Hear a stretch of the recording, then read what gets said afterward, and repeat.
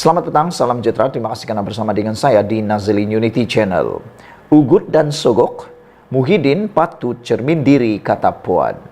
Semalam, Muhyiddin kata tindakan 4 ahli parlimen menyokong Datuk Seri Anwar Ibrahim adalah kerana ada unsur sogokan dan ada unsur ugutan, kata beliau di dalam sidang media ataupun di dalam Facebook. Namun demikian, kata-kata itu telah disangkal oleh Puan Zarkasi apabila beliau kata Muhyiddin patut cermin diri. Seorang pemimpin UMNO meminta pengerusi Perikatan Nasional PN, Muhyiddin Yassin, cermin diri sendiri sebelum mendakwa 4 ahli parlimen bersatu yang menyokong Perdana Menteri Anwar Ibrahim diugut dan disogok. Ahli Majlis Kerja Tertinggi MKT UMNO, Muhammad Puan Zarkasi, membangkitkan pertanyaan kepada bekas Perdana Menteri itu. Siapa sebenarnya yang menggunakan kaedah ugut dan sogok? Muhyiddin patut cermin diri sendiri, kata Puan Zarkasi. Siapa yang guna kaedah ugut dan sogok? Semua ahli parlimen UMNO yang keluar parti pada tahun 2018 dan masuk Parti Bersatu 2019 jadi menteri, kata Puan. Semua dapat jawatan. Tok Pa Mustafa Mohamed, Dr. Latif Ahmad, Iqmal Hisham Abdul Aziz, Mas Ermiati Samsudin, Hamzah Zainuddin, Dr. Nur Azmi Ghazali dan Sahbudin Yahya.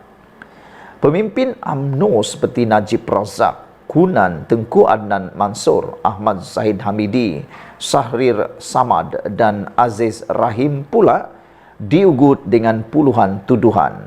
Mereka tidak lari, kata Puan Zarkasi. Tanya Tok Pa dan Hamzah, kenapa lari, kata beliau. Takut didakwa. Peruntukan punya hal pun boleh lari. Ini semua kerana mereka tidak ada jati diri, katanya dalam satu hantaran Facebooknya hari ini. Malam tadi, Muhyiddin dilaporkan berkata Bersatu akan membuat laporan polis dan SPRM, Suruhanjaya Pencegahan Rasuah Malaysia, dalam masa terdekat berhubung tindakan 4 ahli parlimennya menyokong Anwar. Muhyiddin berkata pihaknya mendapat maklumat bahawa terdapat unsur ugutan serta sogokan bagi menarik ahli parlimen supaya memberi sokongan. Presiden Bersatu itu berkata, pihaknya telah mengumpul bukti berhubung tawaran tertentu kepada ahli parlimennya untuk menyokong kerajaan perpaduan. Kita sudah kumpulkan semua maklumat. Contohnya, dalam kes ahli parlimen Gua Musang, iaitu Muhammad Azizi Abu Naim, dia beritahu dalam mesyuarat Bersatu Kelantan yang lepas, dia mendapat tawaran di waktu itu dan dia menolak semuanya. Tapi, 3 hari selepas itu, dia umumkan keputusan sokong kerajaan. Dan kita syak, ada perkara-perkara tertentu berlaku yang mungkin melanggar undang-undang dan data ini kami akan kumpulkan, katanya kepada pemberita selepas mempengerusikan mesyuarat khas Majlis Pimpinan Tertinggi MPT Bersatu malam tadi. Dalam beberapa komen daripada netizen di ruang Malaysia Kini tentang isu ini, ada yang menulis Mr. Sakau menjawab, pecat saja 4 ahli parlimen itu supaya mereka akan jadi ahli parlimen bebas yang pro-madani. Ada berani, kata Mr. Sakau. Adakah Muhyiddin akan berani? Adakah Perikatan Nasional akan berani memecat 4 ahli parlimen yang telah pun menyatakan sokongan kepada Anwar Ibrahim itu? Daripada Brown Falcon 0137 pula menulis, sudahlah. Kebanyakan ahli politik Malaysia kaki penipu besar dan penyokong rasuah. Selamat menipu, kata Brown Falcon 0137. Green Cheetah 3211 pula menyatakan, tunjukkan bukti.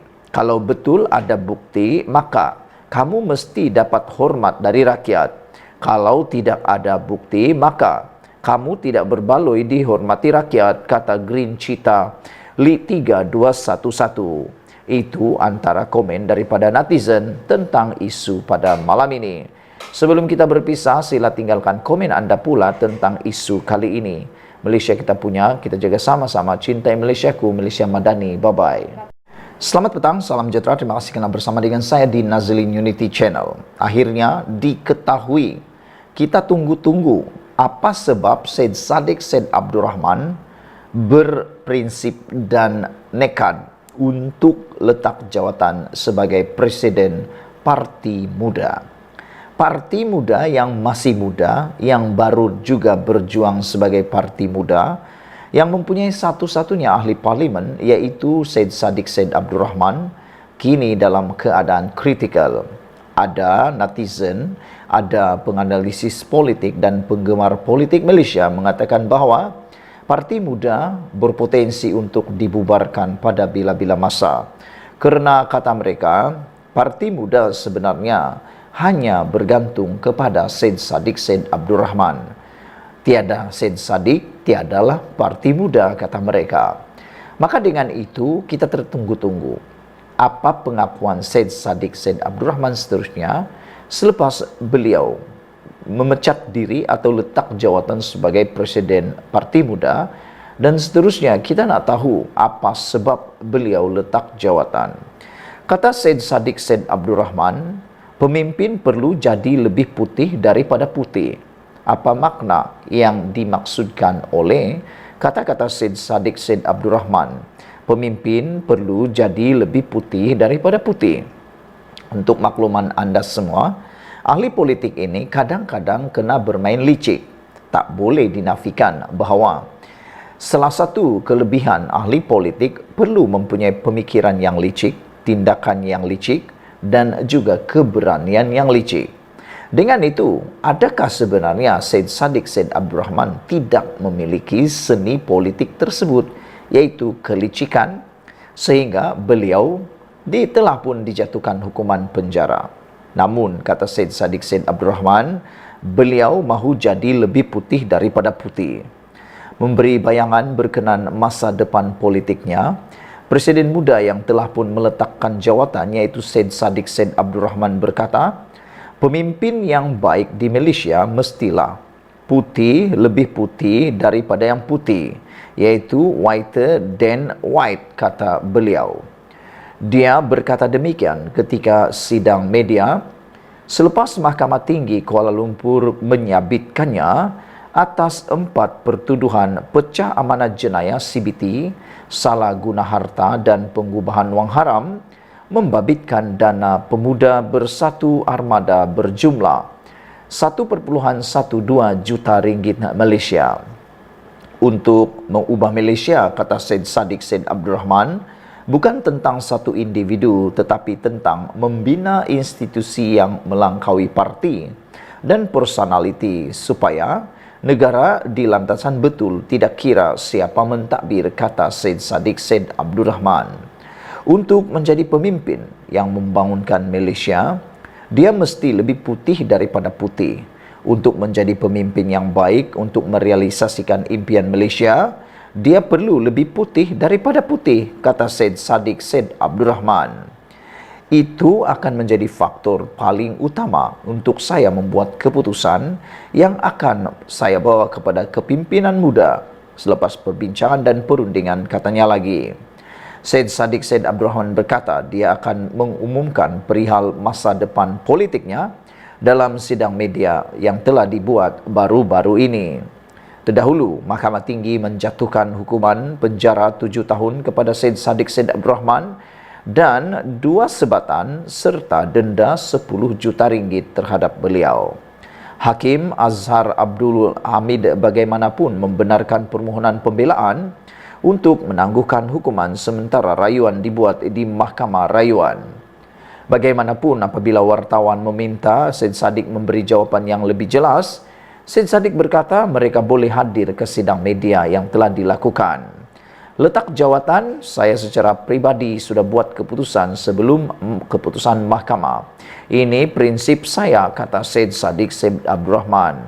Mengakui dia akan membuat rayuan di Mahkamah Rayuan, Syed Saddiq berkata dia tetap menghormati keputusan mahkamah hari ini.